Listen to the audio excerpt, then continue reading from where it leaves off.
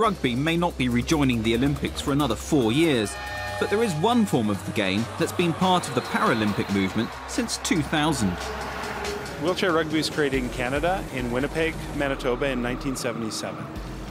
It was created by a group of quadriplegic athletes who had been playing wheelchair basketball and other sports, but with limited arm and hand mobility, they weren't as competitive as they wanted to be, so they created a sport which would let them compete equally and be, goal-scoring, high-performing members of the team. This tournament here is the London International Invitational. It's the test event for the Paralympic Games. The main goal is for the London Organizing Committee to make sure all of their systems work. So we are in the competition venue for the Games, and they're running as much as possible as they will at Games time. This place is fantastic. I mean, the court is hard and fast, which we really like, and the fans are on top of you. They're not pushed way back.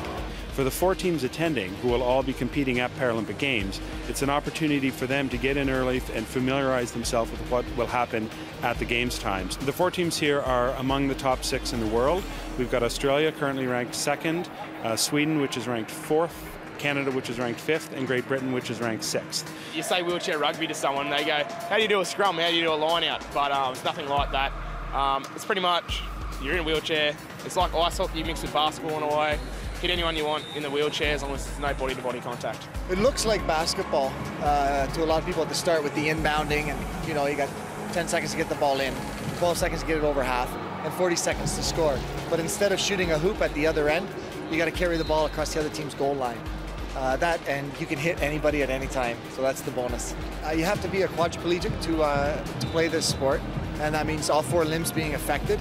And within that, there's 7 different classifications. And it's just pure function. How much function do you have? 0.5 is the lowest, 1.15. It goes all the way up to 3.5 as your most physically dominant player. But your 4 players can end up to more than 8 points. So it's quite a dynamic, and when you get going on that. Back, the first man on the scene to give them support. They'll be rewarded with another Australian sport. I got into the sport when I was about 12 years old. It was actually a school sport, and at the time I was on a skateboard cutting around. Didn't like wheelchairs, thought they were for disabled people, so got into the wheelchair and never looked back. I acquired my injury playing ice hockey. So during my rehab, a couple guys came up, told me about the sport, and I put it off for a little bit, but then they kept at it, so I went to the gym. I saw these guys going beating the heck out of each other, and I signed up that day. Normal wheelchair wouldn't last too long in this game. These are hardened aircraft aluminum.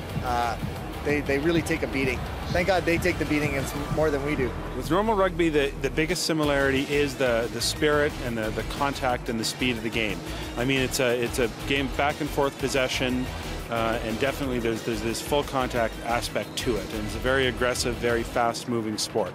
And we also find off the field, there's some similarities as well. I mean, there's a spirit in the game of rugby where, you play hard on the pitch, and when you come off the pitch, you're all together, you're all friends. And it's the same here. I mean, these players see each other a lot, and they don't hold anything back on the court. I mean, they're very aggressive, they're very competitive on the court. But off the court, that's, I wouldn't say it's forgotten, but you shake hands and you have a beer and you look forward to the next match. Australia defeated Great Britain in the final of the tournament, but in September 8 countries will be competing for Paralympic gold. My first one was in Sydney in 2000, and they're a rugby nation, so they were behind us. There's just a vibe and energy. And not to say that Athens and Beijing weren't amazing, but they weren't rugby cultures. So now that we're back in another rugby nation, it's going to be fantastic.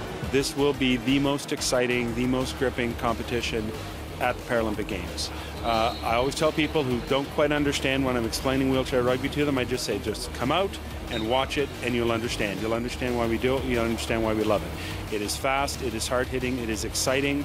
It takes about 30 seconds for people to stop thinking about the fact that they're watching wheelchair rugby and stop thinking about the wheelchair and just get excited by the athleticism of it. I mean, these are athletes, first and foremost, and that is evident from the first moment you watch the game.